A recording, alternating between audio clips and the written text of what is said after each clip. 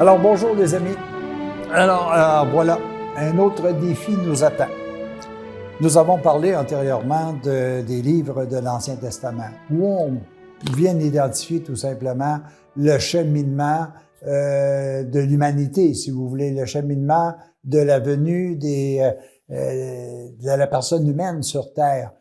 Nous avons vu également le choix que Jésus a fait d'un peuple. Il lui a dit, je vais commencer par le libérer, je vais commencer par lui donner un territoire qui lui appartient. Je vais commencer tranquillement, pas vite, à le mettre en évidence face à la façon dont il se comporte et les problématiques que cela cause. Tranquillement, pas vite, je vais l'amener également à essayer de recevoir un petit peu d'enseignement, un petit peu de conseils qui va leur permettre de vivre beaucoup plus heureux. Alors, nous avons vécu cette démarche-là dans l'Ancien Testament. Voilà qu'aujourd'hui, nous sommes arrivés à une période où Jésus a vécu avec ses disciples, avec les gens de son temps. On peut parler des débuts, là, si vous voulez, du 1er siècle. Alors, on dit que Jésus est né à l'an -4 de notre ère, pour quitter, si vous voulez, à l'âge de 33 ans, mettons, on a vers l'âge de 30 ans après. Et là, il y a eu toute cette période-là où Jésus nous a transmis son enseignement. Il nous a transmis l'enseignement parce qu'à ce moment-là, il savait que les gens étaient au moins capables de le percevoir. Mais surtout, il a transmis cette information-là en disant simplement, un jour, vous serez capable de comprendre ce que je viens de vous enseigner.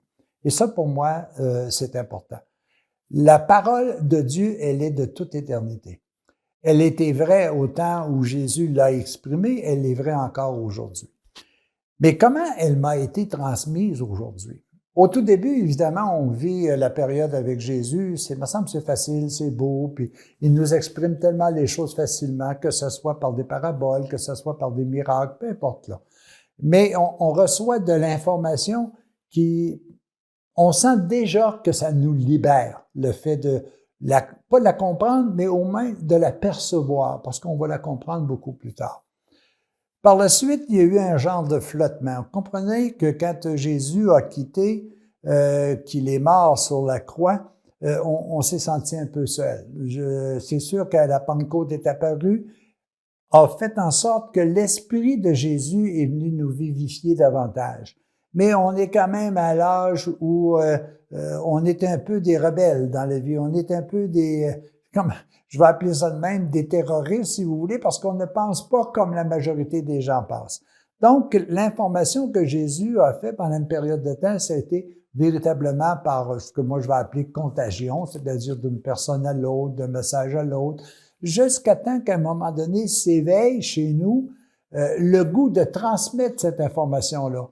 Et tout ça a commencé à peu près avec notre ami Paul, qui a dit « c'est bien beau vivre dans une communauté que l'on appelle Jérusalem, mais si notre communauté est refermée sur nous-mêmes, elle ne fera que de s'éteindre. » Alors, il faut qu'on soit capable de propager la bonne nouvelle, de propager l'Évangile, de propager la parole de Jésus à tous ceux et celles qui nous entourent.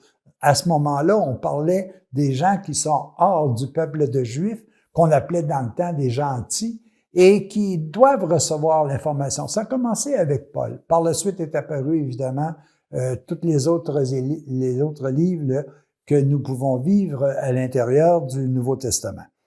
Qu'est-ce que c'est que le Nouveau Testament? Le Nouveau Testament, c'est le livre de recettes du bonheur. Si on est capable d'aller chercher les ingrédients qui sont inscrits à l'intérieur de ce livre, nous serons davantage heureux. Je comprends, moi, j'ai de la misère à comprendre que j'ai des livres de recettes pour la nourriture, j'ai des livres de recettes sur comment fonctionne mon véhicule. Si j'ai des problèmes, je suis capable d'aller chercher de l'information pour corriger.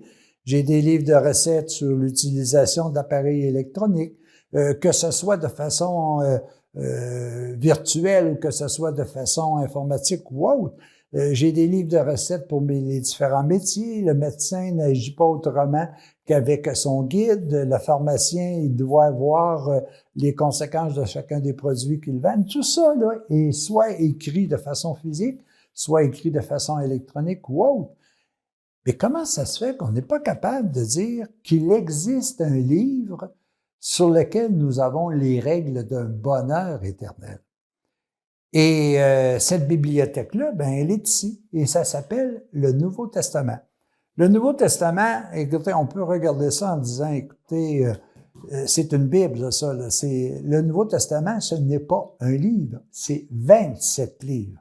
Le total de tous les écrits qu'il y a dans le Nouveau Testament, c'est au-delà de 400 pages. 400 pages divisées par 27 livres, ça veut dire que la moyenne est à peu près 15 à 18 pages par livre. C'est un détail, ça. Chez moi, là, j'ai une bibliothèque de 8 pieds de haut par 15 pieds de large, remplie de livres. Ça, j'appelle ça ma bibliothèque. Ça, ici, c'est la bibliothèque de Jésus qui est venu me donner les meilleurs conseils pour être pleinement heureux ici et pour l'éternité. Il y a des livres là-dedans, le maximum, je pense, qu'on a, c'est l'Acte des Apôtres avec 47 pages. Imaginez-vous, 47 pages, tu lis ça en l'espace de... Mettons qu'on lit lentement, puis qu'on répète, 2 heures, ton livre est lu facilement. Il y a même un livre qui a 1 page, imaginez-vous 1 page. Mais pourtant, à l'intérieur de ces éléments-là, il y a une multitude de thèmes qui me donnent des solutions à la majorité des problématiques. C'est rempli d'enseignements pour que je sois véritablement heureux. Alors, regardez, c'est le défi que l'on a. Et moi, je trouve ça difficile, si vous voulez, de regarder ça en disant, ben, écoutez, je vais essayer en l'espace de quelques minutes de au moins vous donner le goût d'aller chercher des réponses en partie, je vous dis pas uniquement, mais en partie à l'intérieur du Nouveau Testament. On recherche des solutions dans tout. Tout le monde nous présente des livres, tout le monde. Et ce livre-là, qui est le Nouveau Testament, c'est le livre qui est le plus publié dans le monde. Et pourtant, il me semble qu'on n'y fait pas référence souvent. Ce n'est pas simplement lorsqu'on arrive à une office le dimanche ou sur semaine et qu'on lit un petit texte là, qui va durer à peu près quelques minutes qu'on est capable de comprendre. Non, c'est quand on est dans une situation où je peux arriver et dire, ouais, mais c'est sûr que je peux demander qu'est-ce que Ford pense de mon problème avec mon auto. Je peux me dire aussi qu'est-ce que telle personne pense de telle situation, quel grand penseur a une réflexion. Mais est-ce que je me suis posé la question sur une règle qui veut m'amener au bonheur? Qu'est-ce que Jésus pense de ça?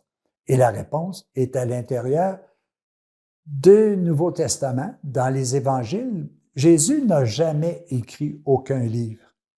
Et pourtant, son message est encore présent aujourd'hui, 2000 ans après qu'il l'ait diffusé. Ça veut dire qu'il y a eu des gens qui, par souci et importance de transmettre des solutions à la problématique que les humains vivent, ont pu écrire. Tout d'abord, ça s'est été fait par contagion de l'un à l'autre, etc. Par la suite, notre ami Paul a commencé en disant « c'est bien beau la vie, mais il faut être capable de le transmettre à des gens ». Et voilà ce que moi, je vais essayer de vous faire. Je vais essayer de prendre chacun de ces livres-là dans un avenir qui est rapproché, dans des capsules qui vont suivre, et essayer de vous dire qu'est-ce que ce livre-là m'a apporté. De concret, là. Pas des belles phrases, puis des choses qui sont intéressantes, puis le plaisir de dire « je l'ai lu » ou autre.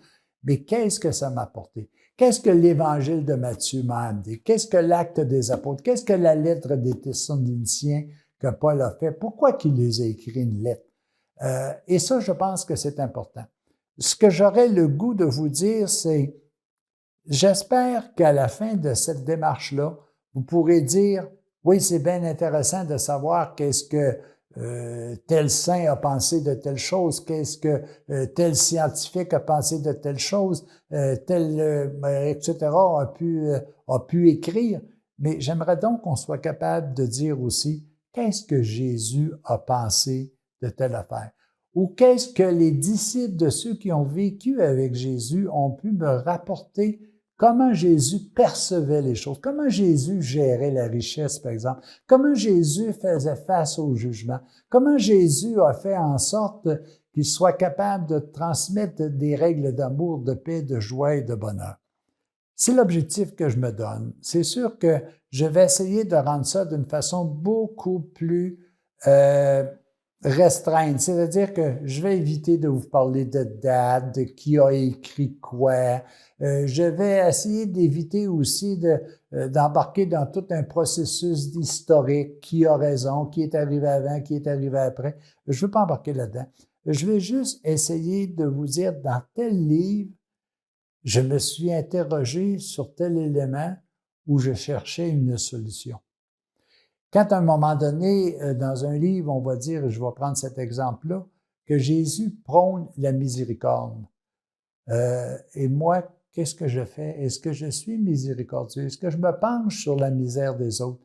Est-ce que je suis capable? C'est les éléments sur lesquels moi je veux davantage m'impliquer. Qu'est-ce que ce livre-là, qu'est-ce que l'un des 27 livres du Nouveau Testament m'apporte comme des éléments de solution à des problèmes que je vis aujourd'hui en l'an 2025? Et si c'est vrai, c'était vrai il y a 2000 ans, c'est vrai aujourd'hui et ça sera vrai pour l'éternité. Mais pour vérifier ça, il faut qu'en plus de comprendre et de lire la façon d'agir, il faut que je la mette en pratique. Alors, regardons ces livres-là de la façon suivante. Le maximum, c'est un 47 pages. C'est pas gros, mais il y a des centaines de thèmes qui sont touchés et qui ont des réponses à une multitude de mes problèmes. Alors, les amis, bienvenue au monde de ce que moi je vais appeler le Nouveau Testament, la parole d'aujourd'hui, et peut-être que demain, il y aura une autre révélation, car nous aurons mis en pratique et que nous pourrons dire aux gens, oui, je l'ai mis en pratique et effectivement, c'est comme ça que ça marche. Il faut maintenant que vous fassiez de même. Alors les amis, bienvenue au monde des 27 livres du Nouveau Testament. À la prochaine.